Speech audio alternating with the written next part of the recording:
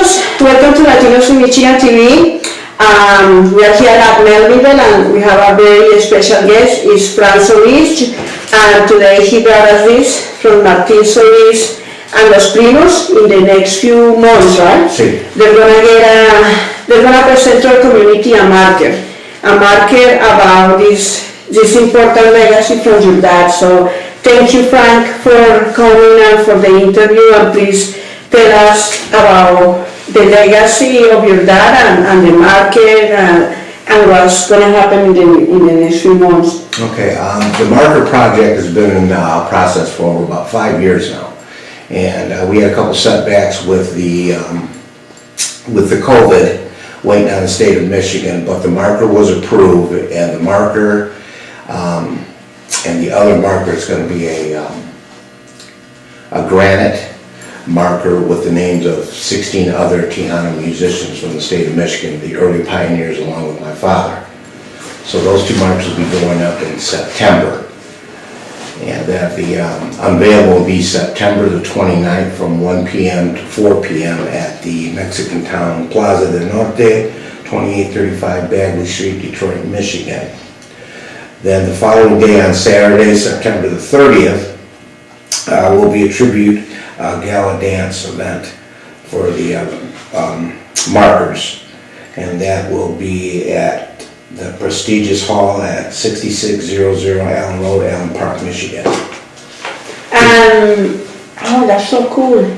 And tickets will be $60 per person. It'll include the buffet, a full buffet, open bar, and music by Grupo Vicio. Wow. And that's from 6 to midnight. You were saying that 5 years in the making. Yes. Tell us more about that, because He was originally inducted into the Tejano Roots Hall of Fame in Alice, Texas, and he's the first Tejano musician ever to be inducted into the Tejano Roots from the state of Michigan. And he's the first, and from there, we started moving forward with his legacy, and I'm friends with Ed Gillis. He runs Third Man Records in Detroit. And prior to my dad's after my dad's induction, I had found some tapes of his from the 1950s, and I was cleaning their attic out. And I was going to throw them out, and I didn't. Thank God I didn't throw them out. And I opened them up, and they were rehearsal tapes of his from the 1950s and 1960s with him and my Uncle Willie Huron. And I had the tapes, and I was just going to give them to the families, to our families on both sides, and I took them over to Ed Gillis. He's got a little studio in his basement, so we wanted to see if the tapes would even last. They'd been put away for over 60 years, I think it was. It'd been a long, long time. So we put them on the tape, and we heard them. They lasted, they sounded good, and his brother Jack White at Third Man Records, he asked if he could send the tapes over to them at the record company in Detroit, and they heard the tapes, and Jack White immediately said put an album out with them, remaster them, do what you can, and preserve them. So that's how the album came out. Thank you. And that's amazing, because Jack White is amazing musician. Yeah, he's Grammy Award winner, he's worldly, they know him, he's known worldwide. And I mean, he has nothing to do with the Hispanic community, but he values the legacy of your dad's music. Well, he actually does. He's very good. He used to go on Ferdinand to my Aunt Sylvia and my Uncle Joe's house as a kid, and he actually met my dad a few times. Oh my God, that's even a better story. Yeah. And so if his fans out there remember, he did a documentary with the guitarist from Led Zeppelin and the guitarist from U2. And his segment in the documentary, he's walking down Vernon Highway in Detroit, and he was talking about the Mexican bars where the conjunto music was played. And my dad, he's picked out, I think it was one where my dad played at back in the 70s. That's so amazing. Yeah. Because I forgive my ignorance. I thought that Jack White was just a white dude making cool music, nothing to do with our community. And now you're telling me this is even better, He's done so much for the community, and Hamtramck, Southwest Detroit, the Patton Park project. Jack doesn't like to put himself out there first. He cares about the projects that he supports. Is he gonna be like ilegal? he's a very private man, Yeah. and we just don't know if he's gonna show or not. Oh, And that would be so cool. I asked his brother, but how Jack is sometimes, he feels this is not about him.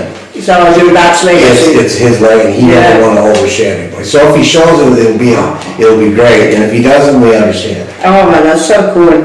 That's so cool that a musician with another genre of music appreciates something as special as Yeah. what your dad did for, the Hispanic community.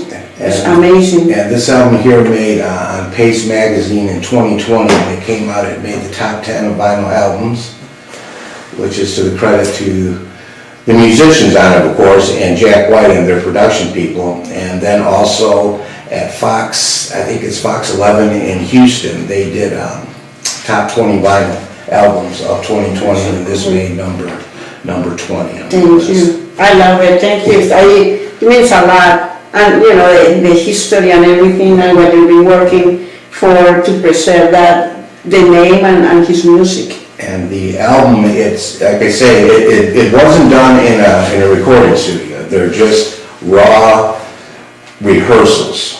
And it captures the sounds of what was being played here in the 1950s and the 1960s, early pioneers. That's amazing. So what would be the message for the community, Frank? I am invited, I'm probably gonna be there for the Yes, of market, course, and yes. I'll be there because I've been following this since the pandemic. Yeah, since the pandemic. Yeah, so, Because we actually had to do a Zoom meeting, you Yes. guys couldn't come to the yes, studio. yeah, we did a Zoom interview, and it's amazing. This is something so special and so amazing that, just the story that you found the records, and then you put this together. I mean, it's amazing, and this is gonna be for years, and they will always remember that. And what's good about the marker is that this is mostly too an educational tool, if you look at it, because on the marker, it starts from the history of Tejano music from the 1900s, from the migration from Texas to Michigan.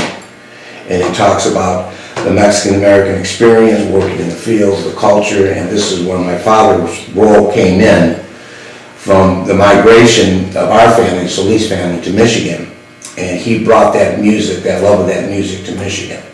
So that's part of the story on the historical marker. So it's got a lot of educational value to it, and if you know the story, if you understand the migration of the Mexican-American experience coming from Texas, and the music, the Tejano music, because there's a difference of the mariachi music, there's Tejano music, the Tejano music, that's the style with the accordion, saxophones. I didn't know the difference a few years back until you explained it to me, because I'm Colombian, and we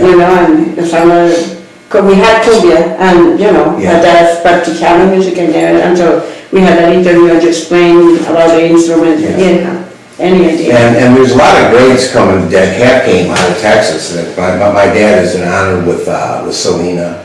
Oh, Selena Quintanilla. Freddie Fender. The more ones that are out there that the public knows about. He's in the Hall of Fame with them, and also the great Conjunto Bernal, Narciso Martinez. I mean, he's there and with the greats. And that was a good part before he passed away, that he knew, that his music, and that he was still shocked, that's hard, that he was. He did it for passion. He loved it. Yeah, and he just didn't think that he would be recognized with the greats like that, but he is one himself now. Yes, congratulations. Well, friends, in a few months we're gonna be here supporting Fran and the legacy of Martin Solis and Los Primos. Thank you. Okay, thank you very much. Appreciate it. We'll see you in September and before. God willing. Thank you. God willing. Thank you. Thank you, Fran.